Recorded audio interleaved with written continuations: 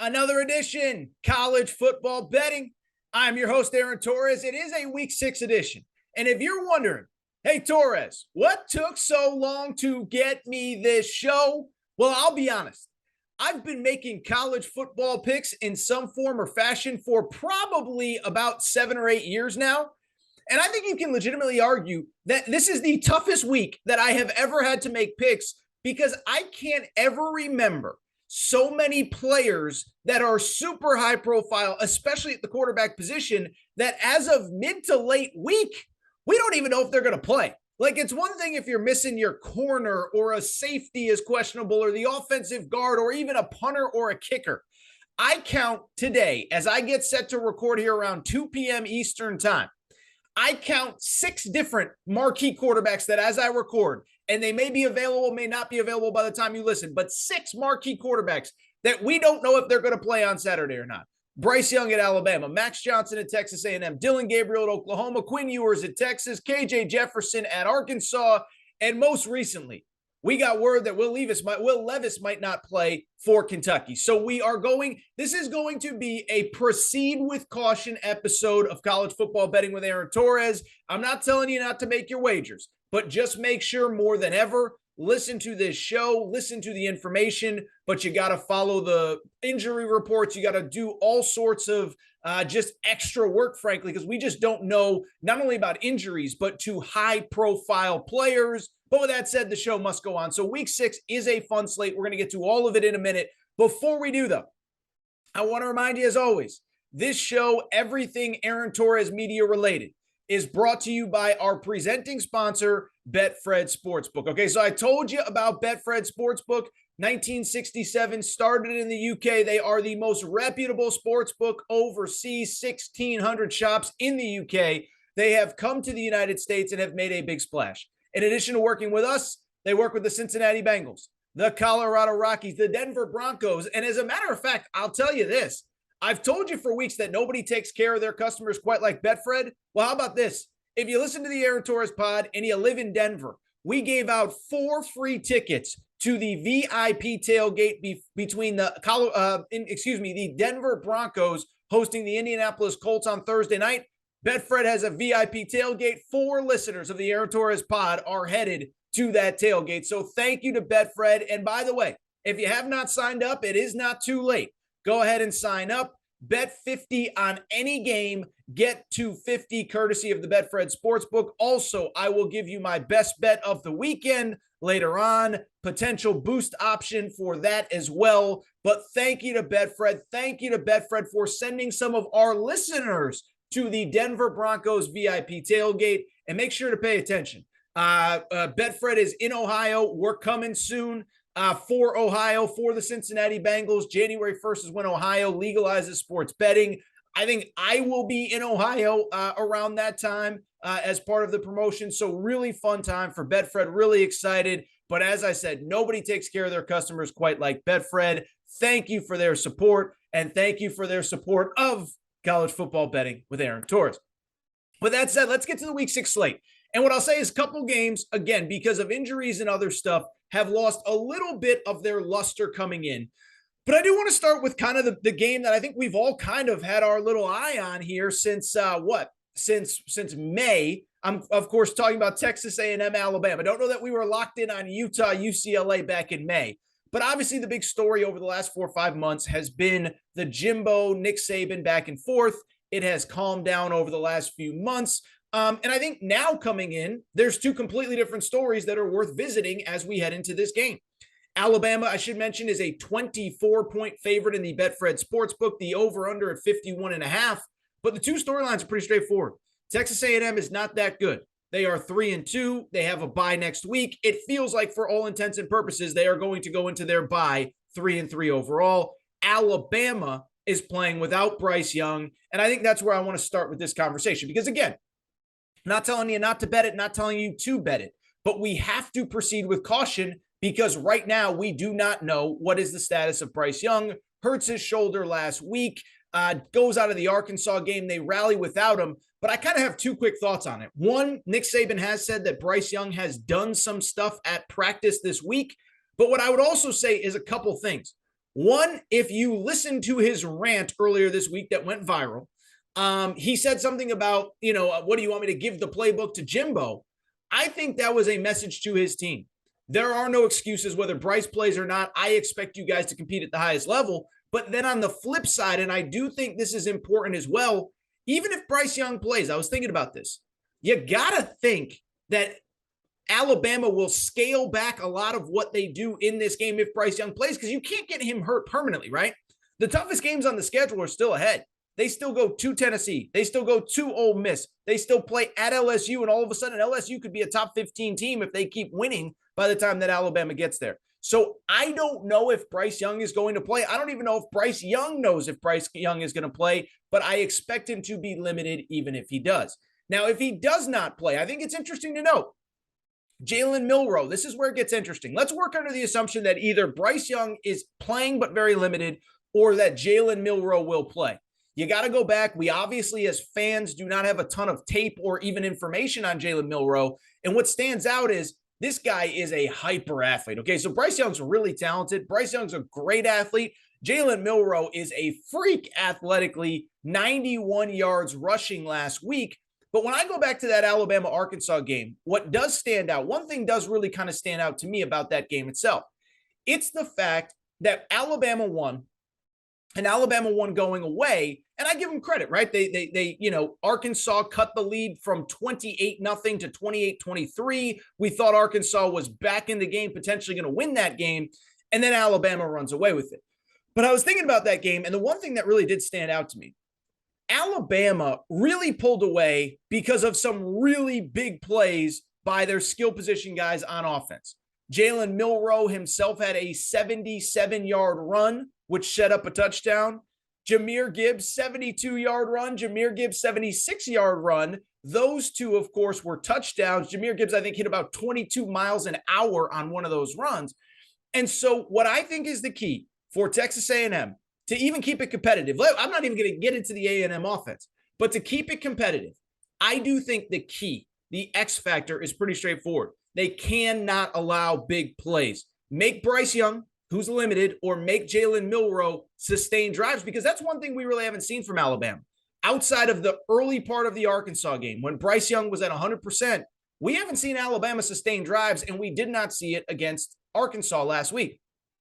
Now, from the Texas A&M perspective, I think it's easy to focus on the fact that we don't know Bryce Young's status. What I would say about this game, though, we don't know Max Johnson's status either, the starting quarterback at Texas A&M. You can say what you want about his limitations, about A&M's offense, about Jimbo Fisher, but he has brought a steadying force to that offense, even if he is a little bit limited. And so to me, it'll be interesting to see, does he play? If not, does Haynes King play? And can they, in their own right, get any sustained drives on offense?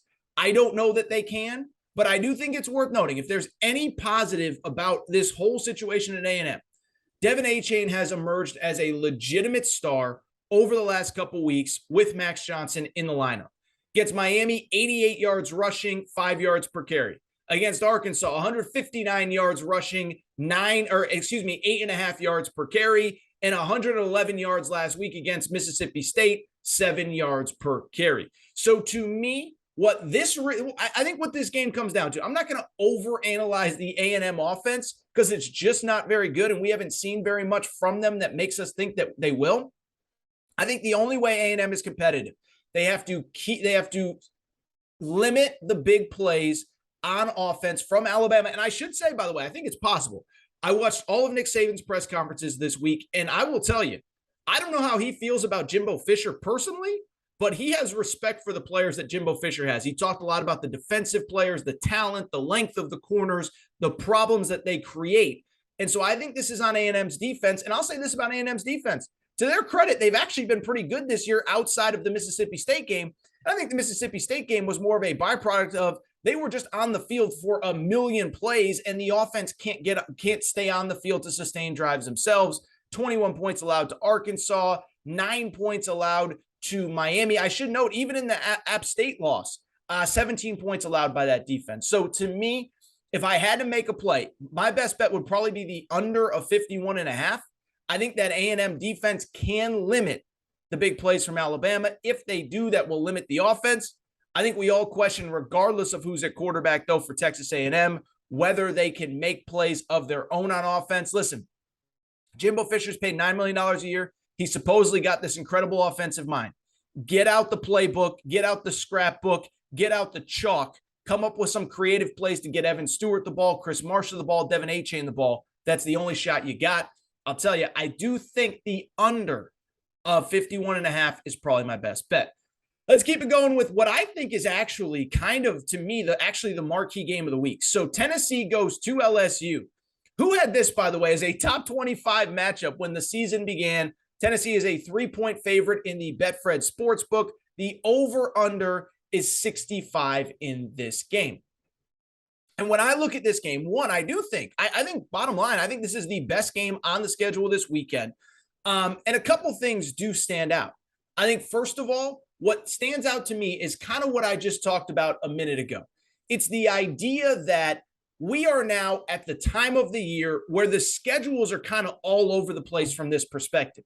Some teams are banged up because it's week 6 games in a row, plus fall camp, plus this, plus that. Some teams are coming off buys. Some teams are going into buys. Some teams like LSU don't have a bye for another 2 or 3 weeks. And so I think that's an important thing. And it's not just the Tennessee game. Think about all these games. Think about the fact that South Carolina's coming off a bye against the banged up Kentucky team. Think about the fact that, Michigan this week, last week before they play Penn State, and then they have a bye next week. So I could just go on, but I'm just here to tell you, I think that is a big factor coming into these games is who is fresh, who isn't. Well, Tennessee, obviously, again, off of a bye last week following the Florida win, playing an LSU team that I think they're banged up at 2 very important positions. One, Jaden Daniels, their quarterback, is less than 100%. And if you watch that LSU-Auburn game last week, LSU was able to rally, but Jaden Daniels missed a big chunk of that game. And I do think that is going to be an X factor on Saturday. Jaden Daniels is LSU's leading rusher. He's not only a very good quarterback, he has exceeded my expectations as quarterback, but Jaden Daniels is a very good rusher. He has over 300 yards rushing this season. About a third of LSU's rush offense comes from Jaden Daniels, 5.5 yards per carry, 3 touchdowns. Well, you look at the rushing stats over the course of this season, he barely ran the ball last week because of that injury. He was very limited. Had 34 yards against Florida. I mean, he's been averaging about 35 or so yards per game on the ground. Now he's completely limited. For people who did not see, he banged his knee pretty bad. Thankfully, there's no structural damage. There's no problems. There's no major injury that needs surgery, but it's sore. It's not 100%, and that would worry me. Now, on the positive side, if there's ever a day to sit back in the pocket and just sling the ball, this might be it, because not sure if you've heard, Tennessee's pass defense is not very good. And when I say not very good, they currently rank 128th out of 131 FBS teams, last in the SEC, last in the Power 5.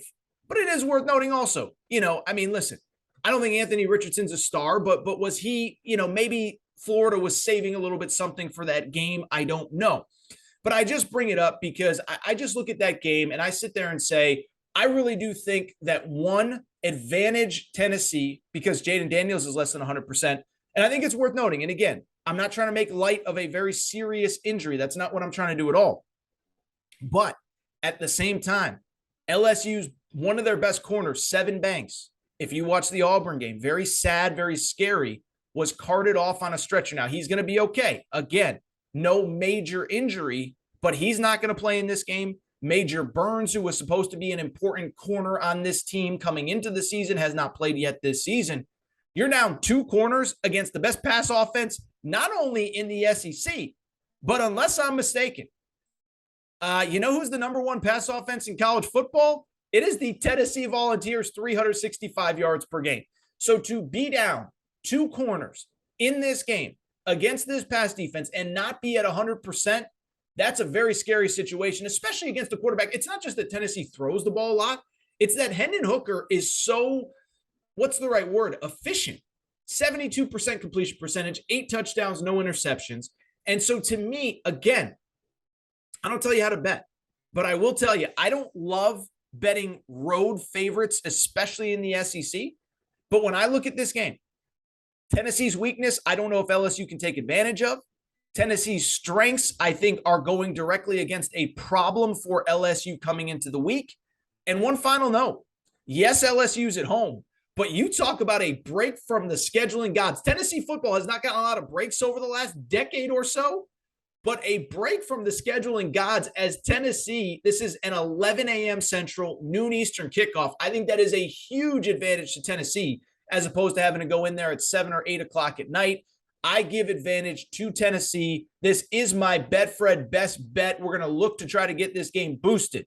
Tennessee -3 at LSU. How about them Vols? Rocky Top, Tennessee, baby. Fight on. Oh, my goodness. What a game this should be. I'm really excited for this one. And I'll say this. One of two things is going to happen coming out of this game. And we're going to get to UCLA, Utah, and take a quick break. But one of two things is going to happen.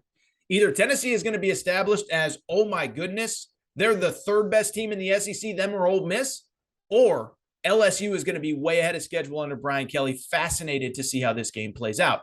Finally, let's get to the game that I just mentioned. And I will tell you, this is one that there are no like super major injuries, but this is one I always try to be honest with you guys and girls that listen to this show. I always try to tell you the truth. I have no idea what to make of Utah at UCLA, a top 20 matchup at the Rose Bowl, about 15 minutes from where I'm sitting right now. Utah is a 3.5-point favorite. The over-under is 65.5. This is going to be a really fun one. First of all, I don't think people realize these are two really good teams, right? And don't give me the SEC this and the Big Ten that and Utah. Yes, I know they lost at Florida. I think if they play Florida a week later, they win convincingly. Because I just don't think they had any tape on Anthony Richardson, and he gashed them. And in the second half, they outplayed Florida. So that's one. But two really good teams. UCLA is interesting because they haven't really played anybody of note up until this past Friday when they hosted Washington at the Rose Bowl.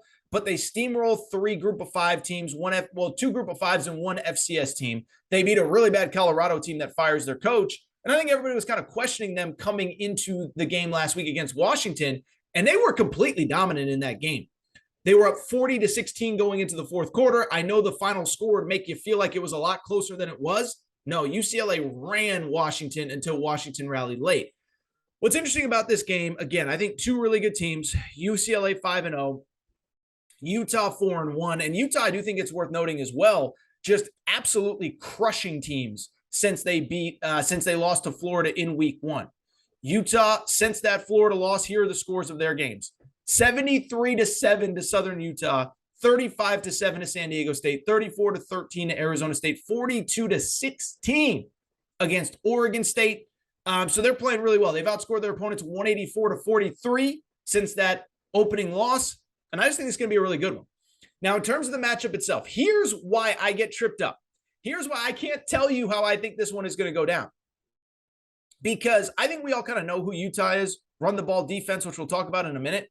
I don't think people realize UCLA is a crazy explosive offense, and they're also way better on defense this year. Now, you can argue that UCLA hasn't played anybody of note outside of Washington, but first off, one of the most complete offenses in college football. And I think what stands out to me, you have teams that are really effective passing the ball like Tennessee. You have teams that are really effective running the ball. UCLA does it on both sides. They're in the top 25 nationally in rush offense and pass offense, very balanced, and I think that makes them tough to game plan for. But here's the other thing I don't think people realize. UCLA is actually really good defensively this year. They rank in the top 10 in rush defense, which is why I can't. If Utah does it really well running the ball, this is why I'm concerned about UCLA, because UCLA has a top 10 rush defense. UCLA is giving up 2.5 yards per carry. UCLA's only given up a couple rushing touchdowns in 5 games this season. And so UCLA, top 10 rush defense, they're number 1 in tackles for loss. This defense gives people problems, and I don't think people realize. Now the question becomes, can we do exactly what I just said? Can Utah give UCLA problems? I don't know if Utah can just run the ball right at them. Utah, they are who we thought they were. Top 15 in rush defense, and what they do better than a rush offense, I should say. And what they do better than anybody, they run the ball right at you, but they control clock along with it.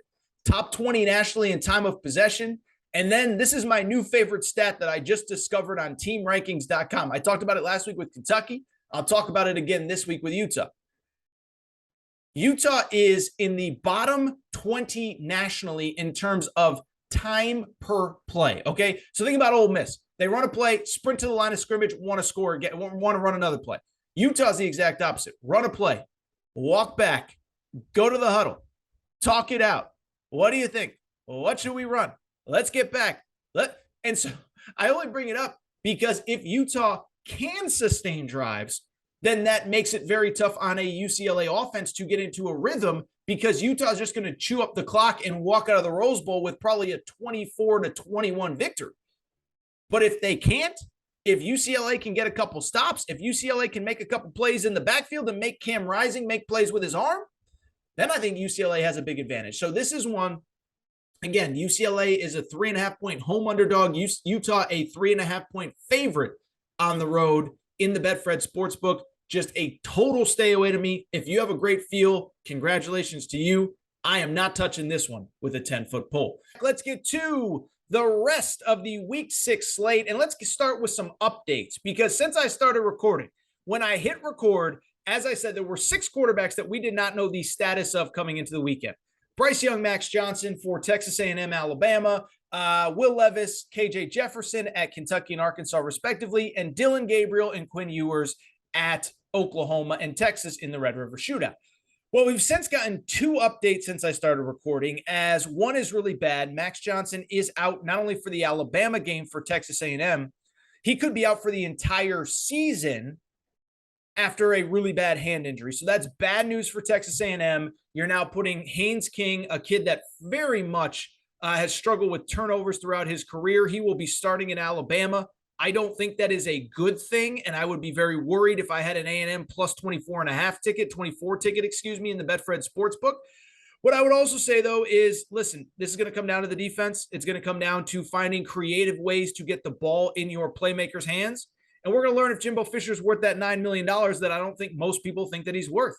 If you're a $9 million coach, figure out a way to move the ball and create offense with what is the backup quarterback who was originally the starting quarterback. So Max Johnson is out. The other big piece of news, and it is important, and it perfectly transitions into a game that I want to talk about, Red River Shootout, Oklahoma, Texas. Quinn Ewers is back for this game, first reported by Pete Thamel. And I'll tell you, but what I'll tell you about this, though, is I don't know how much it really alters this game. Texas opened as a 7-point favorite. It was up to 9.5 before we got the Quinn Ewers news. And I think it speaks to a few things, and most of them don't have to do with Quinn Ewers. Most of them have to do with the fact that Oklahoma just isn't very good. And what I'm blown away by, like everybody else, this defense is insanely bad. Like, it's amazing, right? Lincoln Riley, Alex Grinch get all this heat for all these years. Brent Venables comes in, and this is not to say that I'm giving up on Brent Venables, but Oklahoma currently has the 10th ranked defense in the Big 12. So the worst defense in the Big 12. They currently are giving up 50 more yards per game than any team in the Big 12, 119th nationally. And that rush defense is especially bad. 371 yards against TCU last week, 275 yards against K-State. And so when I look at this game, I don't really know how much it's about Quinn Ewers as much as it is about Bijan Robinson. 3 straight 100-yard rushing games for Bijan Robinson. Really good against West Virginia last week, 101 yards on the ground. And I think this is the game. You know, again, it almost goes to what I said about Bryce Young earlier. I think even if Quinn Ewers is back, you don't want to put him in positions where he's taking big hits. My guess is he's getting rid of the ball quickly. He's getting it out to Bijan Robinson. He's handing it to Bijan Robinson. I think this is a big game. From the Oklahoma offense perspective, I know that statistically they haven't been very bad, but have you watched these last couple games? I mean, this is just not a very good football team right now, especially on the offensive side, and we don't know the status of Dillon Gabriel coming in. This is a team that scored 24 points last week, but most of them were early with Dillon Gabriel. He goes down. I just think this is a bad spot. I'm not going to tell you one way or the other. I have no strong lean. I do like Texas, but this is a rivalry game. I've seen college football one too many times, the team that everybody gives up on, rally and figure out a way to keep things close, if not win outright. Lean Texas 9.5, but I have no super strong feelings about this one. Let's keep it going, and let's get to what usually is a very good rivalry game. That is the Deep South's oldest rivalry, between Georgia and Auburn. Well, this year ain't the year, as Georgia is a 30-point favorite coming into this one in the Betfred Sportsbook. The over-under is 49.5. And what I think is interesting about this one is a few things. One, I do think it's interesting. Like, it feels like a lot of people are all of a sudden giving up on Georgia. I don't get it. I understand that there's been back-to-back weeks that have been somewhat disappointing, but this is still a team that destroyed Oregon to open the season. Oregon's been awesome ever since. Destroyed South Carolina at home. And where I think it's important to note is that on top of those two results, think about how the schedule works. Think about how college football works, right? You're Georgia. You established yourself early. Everybody's saying, are you better than last year? Are you tougher than last year? Are you meaner than last year? Then you get a group of 5 team. Okay, forgive us. We're not that fired up about Kent State. And then Missouri, I think it's easy to say, oh, they could have lost that game. Missouri really didn't move the ball at all. They just had excellent kicking, which is, of course, ironic because they lost the Auburn game on basically a chip shot field goal. But their kicker was excellent. They actually had fewer yards against Georgia than they did against Auburn the week before when they couldn't move the ball at all against Auburn. And so I'm not sold that Georgia's, falling off this cliff. I'm hearing people say, are they taking a step back? I just think they're not quite as good on defense, which how could they be? They lost 5 first-rounders. And I don't think they're quite as good on offense. I think when you take Brock Bowers out of the game, don't allow him to make big plays, I think they're somewhat beatable. I think they're good. I think they're a top 3 to top 5 team. I don't think they're the definitive number 1 team. We're going to actually get to the number 1 team potentially in the next game. But I just bring it up to say I don't get the Georgia doubt. I still think they're really good. And I'll also say this for Auburn. I think they keep playing hard for Brian Harsin. Now, the offense is bad. I cannot sugarcoat an offense that has struggled in every game except for Mercer, is not moving the ball, 80th nationally in total offense. They are, in terms of scoring offense, not very much better, 107th nationally in total in scoring offense, In the SEC in scoring offense, they are actually the second to worst scoring offense behind only Texas A&M, or ahead of only Texas A&M. But they're still playing hard on defense. You take out that Penn State game, they have been very good on defense. They are very good against the run. And I can see them actually keeping this respectable. Now, the other thing worth noting in this game, this is historically a very low scoring game. Last year, Georgia wins 34-10. Year before, 26-7, 27-6, 21-14, 27-10, 28-7. So in the last 5 years, Georgia has won all 5, but they've all been low scoring. None of them have gone over the 49-point total that we are going to see this weekend. As a matter of fact, you go back over the last 9 games, it's only gone over 49 points one time. That was the year Auburn won in 2017 when Gus Malzahn was still the head coach of Auburn. So if I had to give you a lean, I would tell you take the under, because this is a historically very low scoring game. And I also think there's a human element to it too. Let me just say this really quick before we move on. I do think Kirby Smart's a coach. And it's funny, I heard Lane Kiffin say this when they played Georgia Tech a few weeks ago, is that Lane Kiffin admitted, I really took my foot off the gas. I've been fired. It stinks. I knew the coach that we were playing against, who was Jeff Collins at the time, was not doing very well. And I didn't want to embarrass him. And I do think there might be an element of that to Kirby Smart as well, where I don't think he wants to embarrass Brian Harsin. I think he knows he's in a weird situation. The boosters have done him no favors, all that stuff. I think Georgia wins. I think it's something like 30-3, something like that. I don't think it's like a super high scoring game, and I don't think Georgia really has anything to worry about. Really quickly, last kind of really super marquee game that I do want to talk about. Ohio State at Michigan State.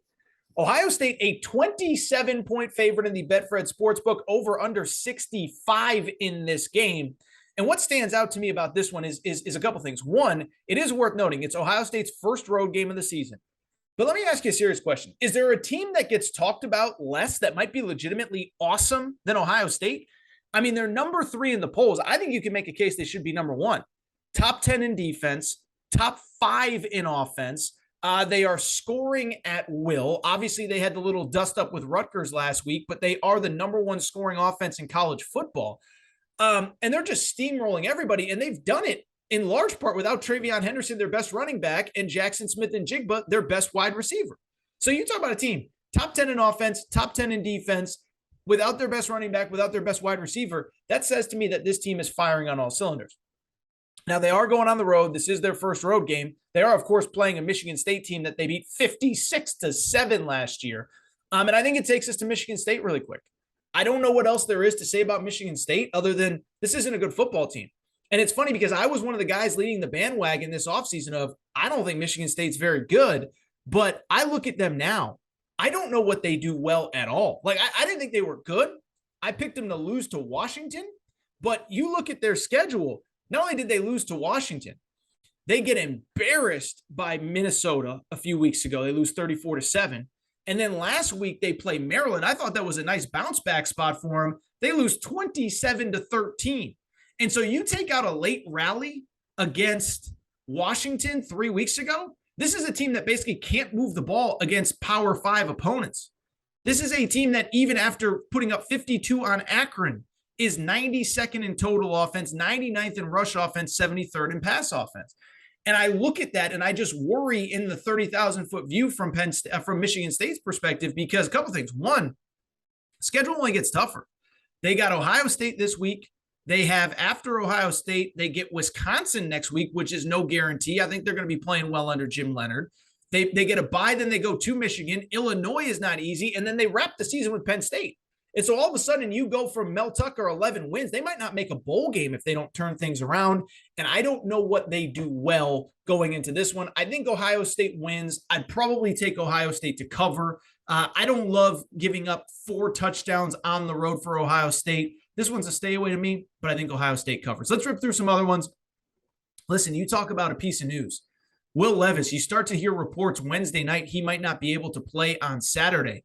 The South Carolina-Kentucky game, the line drops from Kentucky -12 to Kentucky -6 overnight. Probably means Will Levis isn't playing. Stay away to me. I would probably lean South Carolina. South Carolina, like Tennessee, is coming off of a bye. That is good news. They are fully healthy. Shane Beamer said everybody is expected to play. I would lean South Carolina there. But Will Levis, you talk about a guy, apparently he is a touchdown difference on the field because they went from -12 to -6.